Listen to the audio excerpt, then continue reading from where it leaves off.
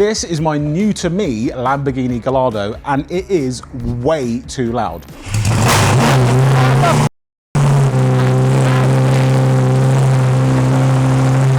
But today, I'm going to fix that with this. This is an X-Pipe exhaust system from Top Speed Pro 1 in the US. Right now, the car is running a full straight pipe setup with no resonators at all. But this system adds 2 large resonators, 2 smaller ones, and most importantly, that X-Pipe crossover, which links both banks together to create that proper high-pitched Gallardo noise. I was going to get this done by a professional, and that's what most people with a Lamborghini Gallardo will probably do. That's expensive, and I've got other things to pay for on this car, so I thought I'd do it myself because from what I've seen isn't that bad. It's a very short exhaust system, and there's not that much to it. And all we need to do to get access to it is remove the bumper. So there's a bunch of bits in here that I need to remove, jack it up, some bits underneath, take both wheels off. In theory, it's very easy, but behind here, there are some very expensive parts that I am praying do not need replacing. Now, before I do any of that, removing the bumper, what I first need to do is wrap this exhaust. Now, the original exhaust in these cars has a heat shield around it. As soon as you do an aftermarket one, you have to remove any of that. This exhaust is going to sit right above the gearbox. The gearbox is literally hanging out the back of the car just there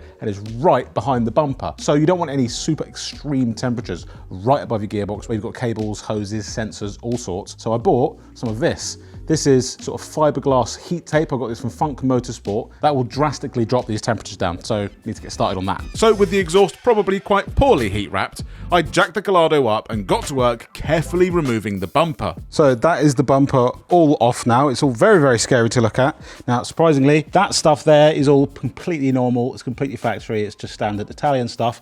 But now you can see how much of a straight pipe that is. There is nothing in there at all to silence it. So now I've only got a few more bits I need to remove. Don't know if this bit needs to come off, but I did discover one thing with the bumper. Everyone moans about fake exhaust pipes. Gallardo did it first. Never knew that they weren't real tips. With that discovery, I removed the old exhaust system and installed the new one. But during the process, I discovered something quite cool. The original, very loud exhaust is a Fab Speed, which is quite an expensive exhaust, so I might be able to get some money back for that. They came off relatively easy. Now, the expensive thing I talked about earlier that I was a little bit worried about was clamps. You would think exhaust clamps, I don't think, like, we're talking £5, £10, maybe £20 max for some exhaust clamps, or for one each. It is very common that the original exhaust clamps on these, they get very rusty and they get stiff and they probably break and you need to replace them. Last night, while researching this, I read someone who had to replace 4 exhaust clamps at a cost of £2,500. Now, fortunately, this old exhaust system, which is aftermarket, had some different just V-band clamps on, a little bit like the sort of system that Edwin came across on the c.r.e.a.m Turbo. But the ones all the way back down there are still original. I have to get in there and remove these pipes around to make the new exhaust line up. And I just went under there and they were very crusty, but they did come loose. So now I can adjust this around, test fit the new exhaust, and then hopefully it all goes back together nicely. I was really quite worried there that I could, for those 2 clamps, I'm sure there is probably a decent aftermarket clamp replacement for, but I could have easily been looking at £700 to £1,000 just to replace those 2. Fingers crossed, no more issues. Okay, so the exhaust is now test fitted basically. I need to see if it all lines up with the bumper, but the sensors are back in, it's all bolted up. Fortunately, I think I've avoided that issue with those clamps. I'm hoping there'll be no blows or anything like that. But it's time for a startup. Now, there might be a little bit of smoke because new exhausts tend to be lined with a bit of oil just from how they're made, so you get a little bit of smoke. And there might actually be some steam, which is from this heat wrap. Because you have to make the heat wrap damp in order to wrap it round and make it form properly, it ends up damp for a while and it dries off with the heat of the exhaust, so you get some steam. But we're going for a cold start.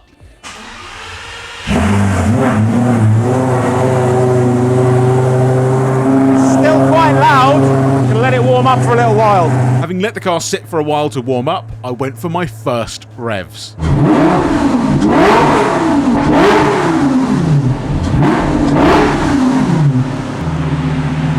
Now, we're going to find out what this really sounds like a little bit later on in the video, but before we go any further, this is a quick reminder that if you are buying a used car, you should always run a car vertical check. Every single day, hundreds of cars get crashed, but some of them get repaired and put back on the road, but they then attempt to hide the shady history. All you need to run a report is the car's registration number or the VIN, and then a car vertical report will tell you if that car has been crashed, stolen, or clocked. So I did a report on this before I bought it, but I've just done another one now since I bought it, just to double check. Yellow marker for finance.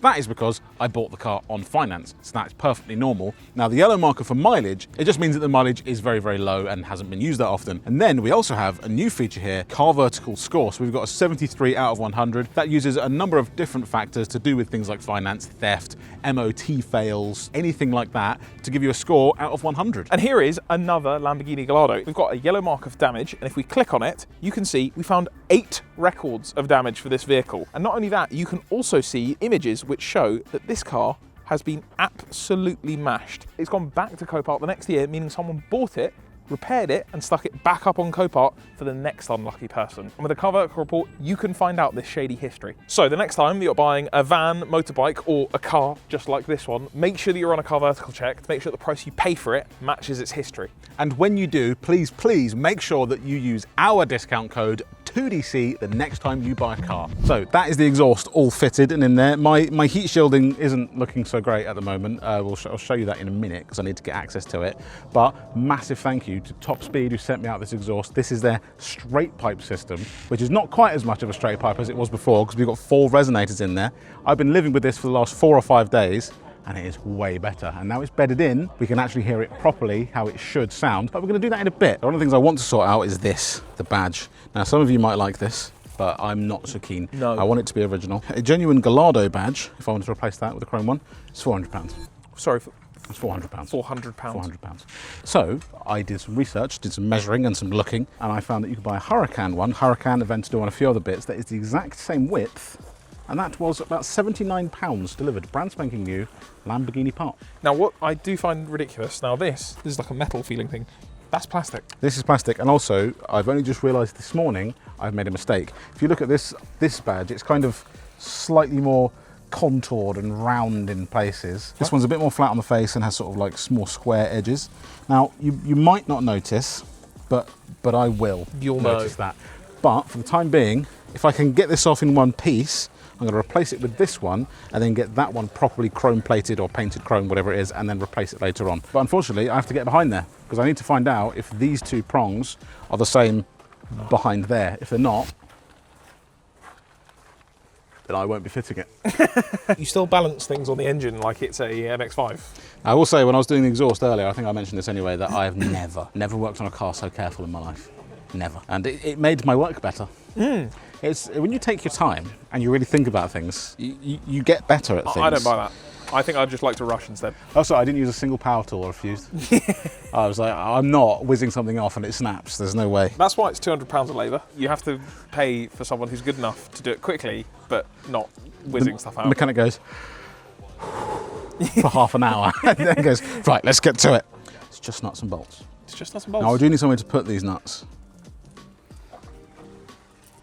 Also, I just said I need somewhere to put these nuts, and you put your hand out. Lovely, perfect. I am finding again, I haven't done anything major, but when you look at it, it's not that scary. Is it all bark and no bite? It's more, it's the cost of things if you break. You look at something simple and go, okay, that's simple to remove, but if I break it, is it £1 million? Brackets, yes. Brackets, it's from an Audi A6, possibly. Now, look, that when it was sitting on there, that looked like Exotica rare stuff. Now, this sitting here looks like something out of a camper van. Yeah, that's a sort of wheel liner from a daft truck or something.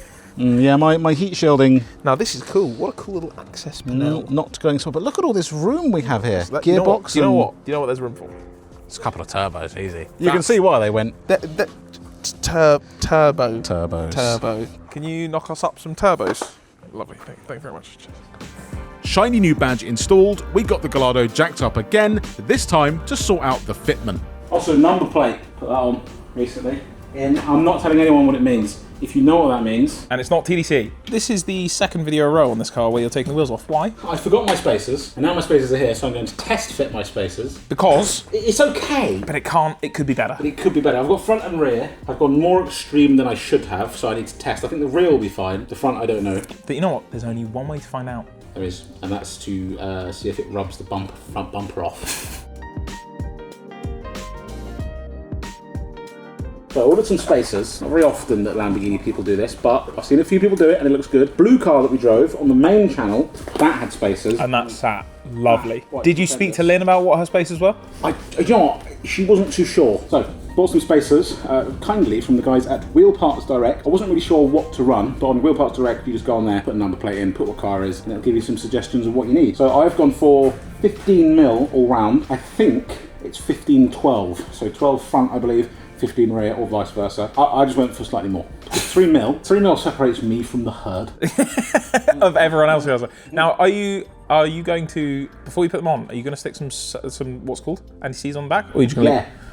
Okay, here's one you made earlier. So, would you like to explain to people quickly why some people like to say that spacers are bad, but there are two different types of spacers? There will be people already in the comments. You've probably already commented your comment in the comments saying, just buy the right wheels. I don't want the right wheels. I want these wheels, but I want them to sit out more. So a spacer is perfect. Now, yeah, you do have to be careful about spacers. You need to do your research, make sure you're not putting some cheap piece of crap on with the wrong bolts or the wrong fitment, so you're not going to have wheels falling off. But these are hub-centric spacers, so if you look on the inside of our wheel, you'll see that is where your hub would normally go, and he fits in. Under this, you'll see that your brake disc on your hub has this piece that comes out. As long as your spacer also has that piece, the hub-centric piece, and fits perfectly like that. Look at that. There's no movement in there. It's not too big, it's not too small. It just fits perfectly, and it will sit flush with the disc and the hub. Then it's fine. Get your correct length bolts and you're okay. Another thing you'll need, depending on the car, of course, is different bolts. So some cars have studs which stick out from the hub already. In that case, sometimes if you're going for a really extreme spacer, you might need longer studs, which is not that hard to do. It's just not as easy as bolts. We've done it on the channel multiple times before. Yeah. And in this case, like BMWs, Audis, lots of German cars, I guess, really. There's an original one, which is for the original wheels with no spacers, and then we've got the exact same spec bolt, but longer, so that it can get through the spacer as well. You have to be careful with these so that they've got the right taper and that they actually fit in the wheel. If you go and put ones that are flat, it's not going to end well for you. These mean that it centers nicely in the hole. One of the most annoying parts of a spacer like this is that you now need to get the bolt through the wheel and through the spacer. If you hold the wheel, I can thread. Should actually be able to torque them in the air. Another thing with spacers as well, torque them correctly now, drive them for a few miles, 100 miles, 20 miles, whatever it is, and check them again. Yep. I have fitted spacers in the past, and they have come loose, and with the wheel coming off, so please double check that. That's looking quite nice. Oh yeah, oh yes. That's perfection. That's the one. Going to leave the front for the time being, because we might have to adjust some ride height there. But I think it could be time to listen to some exhaust. That's 5 litre Gallardo. Oh.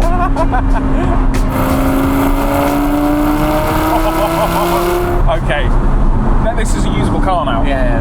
You can, like, your neighbours still hate you. You're a dickhead in a yellow Lamborghini. But they're not calling the police. No, there's no police calls. It's just, it's like, look at this idiot. Could you keep it down, please? I've got children in here.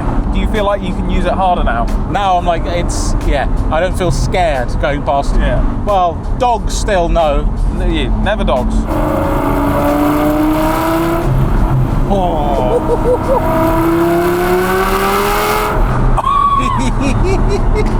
That's good.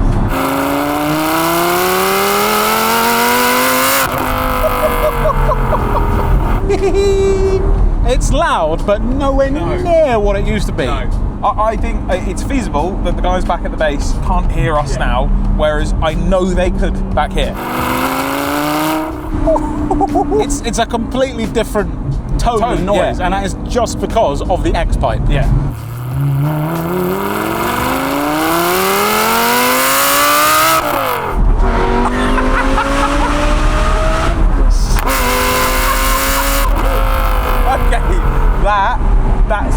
Lamborghini Gallardo.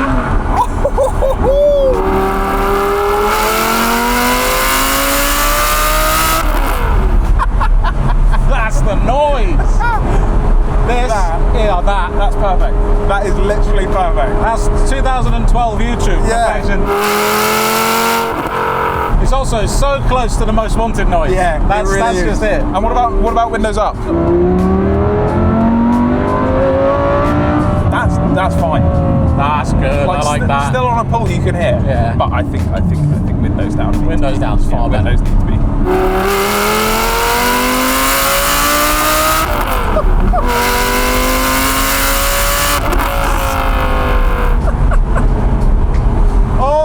Perfect. So that is now the exhaust sorted. That is exactly how I wanted this car to sound. Perfection. So thank you very much for watching. There'll be more episodes on this car. We'll see you very, very soon. If you want to watch another video, you can see that here. Make sure you subscribe, and no longer going to prison anymore, I don't think. Well, maybe. Possibly.